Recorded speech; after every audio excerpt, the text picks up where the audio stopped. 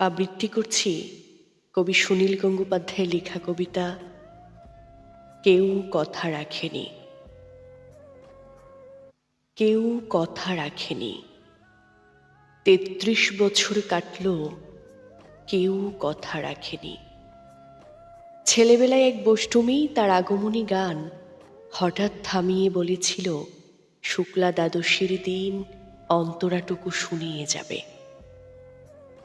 তারপর কত চন্দ্রভোগ অমাবস্যা চলে গেল, কিন্তু সেই বষ্টমী আর এলো না। ২৫ বছর প্রতীক্ষায় আছি। মামাবাড়ির মাঝি নাদের আলী বলেছিল, বড় হও দাদা ঠাকুর, তোমাকে আমি ৩ প্রহরের বিল দেখাতে নিয়ে যাব। সেখানে পদ্ম ফুলের মাথায় সাপ আর ভ্রমর খেলা করে। নাদের আলী, আমি আর কত বড় হব?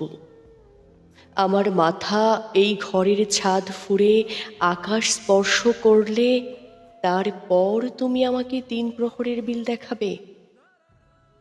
একটাও রয়্যাল গুলি কিনতে পারিনি কখনো। লাঠি লজেন্স দেখিয়ে দেখিয়ে চুষেছে লস্কর বাড়ির ছেলেরা।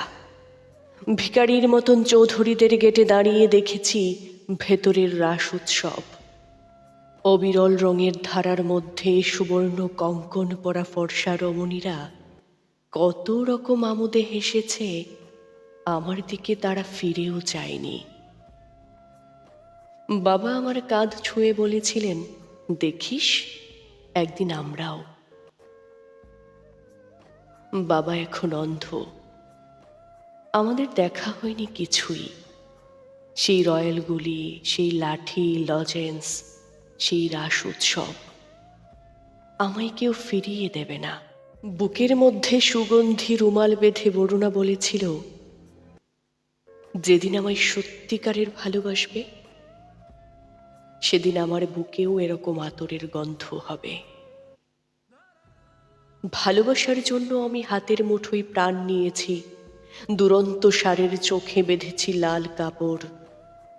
বিশ্ব সংসার তন্ন তন্ন করে খুঁজে এনেছি ১০৮টা নীলপদ্ম। তবুও কথা রাখেনি বরুণা। এখন তার বুকে শুধুই মাংসের গন্ধ। এখনো সে যে কোনো নারী। কেউ কথা রাখেনি, ৩৩ বছর কাটল, কেউ কথা রাখে না।